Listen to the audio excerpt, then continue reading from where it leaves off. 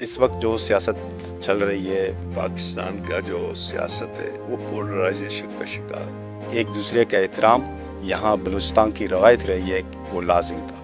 سیاستدان ورسز سیاستدان، ہمیں ملک کو سیاسی استحکام کی ضرورت ہے، معاشی استحکام کی ضرورت ہے، اور یہ جو نفرتیں ہیں ان کو ختم کرنے کی ضرورت ہے۔ ہمارے نقطۂ نظر یہی تھا کہ نوکری نہیں کریں گے، سیاست کریں گے۔ بلوچستان کے نوجوانوں کو اپنے حالات کو مد نظر رکھ کر جمہوریت کی طرف جانا چاہیے۔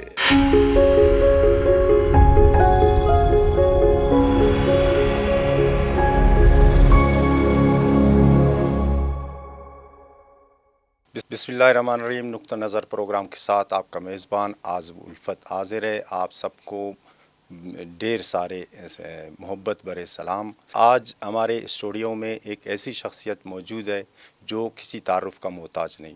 بلوچستان کے سابق وزیر اعلیٰ، سابق صوبائی وزیر، سابق سینیٹر اور موجودہ اسمبلی کے رکن بھی ہے ڈاکٹر عبدالمالک صاحب۔ سر ہم آپ کو ویلکم کرتے ہیں، خوش آمدید کہتے ہیں۔ تو ڈاکٹر صاحب ابھی آپ کو کبھی یہ پشیمانی ہوتی ہے کہ میں ڈاکٹری ہوتا چاہتا اس سیاست سے؟ کبھی پشیمانی نہیں ہوا، بلکہ میں تو کہتا ہوں کہ جتنی باقی زندگی ہے وہ بھی میں اپنی پارٹی کے لیے خرچ کروں۔ ڈاکٹر صاحب یہ بھی ابھی بتائیں کہ آپ صبح کا آغاز آپ کس طرح کرتے ہیں؟ صبح سویرا 6:30-7 بجے سے کرتا ہوں۔ پہلا کام کیا کرتے ہیں؟ پہلا واک کرتا ہوں۔ اچھا۔ اس کے بعد پھر جو ہے نا جی چائے پینے کے ساتھ ساتھ ٹیلی فون اور میسیجز کا جواب دیتا ہوں۔ پھر 11 بجے دفتر میں آ جاتا ہوں 2 بجے تک۔ ڈاکٹر صاحب آپ مصروف سیاستدان ہیں، تو اگر آپ کے پاس وقت ملتا ہے تو کیا شوق کرتے ہیں؟ میں بس پڑھنے کا شوق ہے، میرا اور کوئی شوق نہیں ہے۔ میں ٹی وی صرف 1 گھنٹہ دیکھتا ہوں، یہ سوشل میڈیا پہ میں نہیں ہوں، اور جب بھی موقع ملتا ہے جی تو میں بس پڑھتا ہوں۔ مطلب اگر کتابیں میرے پاس ہیں لیکن ٹائم نہیں ہے۔ ڈاکٹر صاحب بچپن میں آپ کو یہ خیال آیا تھا کہ آپ کبھی بلوچستان کے وزیر اعلیٰ ہوں گے؟ نہیں، ہمیں کبھی یہ خیال نہیں آیا، بلکہ ایک زمانے میں تو ہم لوگ سارے جو ہے نا سرمچار تھے۔ ہم الیکشنوں کے خلاف جی بالکل۔ بی ایس او میں آپ بڑے سرگرم رہے۔ جب ہم تھے 70s میں، جی تو ہم 85 میں جا کے پھر ہم لوگوں نے اپنا سوئچ کیا جمہوریت کی طرف، وہ بھی کلات پارٹی کے بعد۔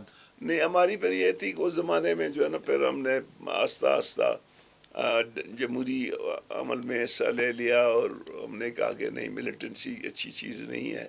جمہوری عمل میں حصہ لیا، BNA ہم نے بنایا، پھر 88 میں الیکشن میں گئے، پھر الیکشن ہم لوگوں نے جیتا۔ تو اسی طرح سے جو ہے نا ہم سوچ بھی نہیں سکتے تھے کہ ہم الیکشن لڑیں گے، وزیر ہوں گے، وزیر اعلیٰ تو دور کی بات تھی۔ اچھا ڈاکٹر صاحب، آپ کو کوئی ڈرامہ، کوئی فلم جو آپ کے پاس وقت ہو آپ اسی کو دیکھتے ہیں؟ نہیں، میں تو پھر یہ کہ یا تو پڑھتا ہوں یا تو پھر جو ہے نا بلوچی گانے سنتا ہوں، یا شاعری سے لگاؤ ہے جو ہوتی ہے، چاہے وہ زیادہ تر آج کل ہمارے ہاں تو قاضی چل رہا ہے، قاضی مبارک کا اس وقت سب سے زیادہ مبارک ہے، اور شواز کی اچھی شاعری ہے، پھر عارف ہے جو گلوکار ہے، وہ ہے، نورل ہے۔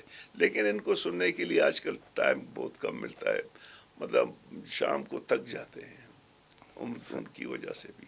پہلے نہیں تکتے تھے، آج کل تک جاتے ہیں۔ ڈاکٹر صاحب آپ سیاستدان نہیں ہوتے تو آپ کا اور آپ کیا دیکھیں، میں تو پروفیشنلی ڈاکٹر تھا، میرا کلینک چل رہا تھا، میرا ہاسپٹل تھا۔ صحیح۔ تو لیکن چونکہ میرے سیاست کے جرم بہت زیادہ گہرے تھے، نظریاتی طور پہ، گھریلو، تو ہم بی ایس گھر سے بھی آپ میں شروع سے انوالو رہے تھے۔ بالکل۔ تو ہمارے نقطۂ نظر یہی تھا کہ نوکری نہیں کریں گے، سیاست کریں گے۔ ڈاکٹر صاحب آپ اس وقت بلوچستان کے سابق وزیر اعلیٰ بھی رہ چکے ہیں اور موجودہ اسمبلی کے رکن بھی ہے، اپوزیشن کا کردار بھی ادا کر رہے ہیں۔ بہت ساری ایسی جماعتیں ہیں موجودہ بلوچستان اسمبلی میں جو اپوزیشن میں بھی ہے اور حکومت میں بھی ہے، اور آپ کے ساتھ جو Balochistan national party Akhtar Mengal group ہے، ان کا ایک واحد رکن ہے، وہ اپوزیشن میں بھی ہے اور حکومت میں بھی ہے. میں دیکھیں ان کے بارے میں نہیں کہہ سکتا. میں کوشش کر لیتا ہوں کہ میں کسی پارٹی کے بارے میں کمنٹس نہیں کروں. اور اختر جان کی پارٹی ہے یا دوسری پارٹی ہے ہمارے لیے قابل احترام ہے. البتہ میں لیکن ایک کوشش مضبوط اپوزیشن میں نہیں ہے. اس لیے مضبوط نہیں ہے جی کہ اس میں اپوزیشن میں ہوموجینٹی نہیں ہے. مطلب متحد نہیں ہے اتحاد. سب سے بڑا اپوزیشن کے نمبر میں آتے ہیں جے یو آئی جو 12 ہیں, جی پھر بالکل. ہم ہیں جو 4 ہیں, جی اور اختر جان ہے ایک ہے, اسد ہے اسد ایک ہے, بی این پی تو عوامی. اس طرح جو ہے نا ایک وہ آپ سمجھیے کہ ہم انڈیویجولی اپنے کیس رکھتے ہیں, لیکن یہ کہ وہ جو ہمیں مل کے بہت سی چیزیں کرنی ہیں وہ اس کی شاید فقدان ہے. ڈاکٹر صاحب آپ اس وقت جو سیاست چل رہی ہے پورے ملک میں خصوصاً بلوچستان میں, تو آپ کس طرح دیکھ رہے ہیں کہ آپ نے ایک وقت گزارا, ایک ایسا سنجیدہ دور گزارا جس میں لوگ جو ہے نا ایک دوسرے کے بڑے لحاظ رکھتے تھے, بڑی محبتیں رکھتے تھے ایک دوسرے کے دلوں میں. نظریاتی اختلاف اپنی جگہ ہو, لیکن یہ کہ ایک دوسرے کا احترام یہاں بلوچستان کی روایت رہی ہے, وہ لازم تھا. تو اس وقت ڈاکٹر صاحب آپ کس طرح دیکھ رہے ہیں سیاست کو اور سیاستدانوں کو بلوچستان کے؟ مہربانی جی آپ کی.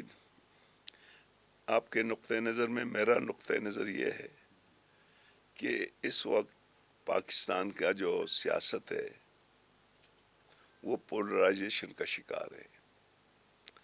پاکستان کے تمام آئینی ادارے ایک دوسرے کے ساتھ الجھے ہوئے ہیں.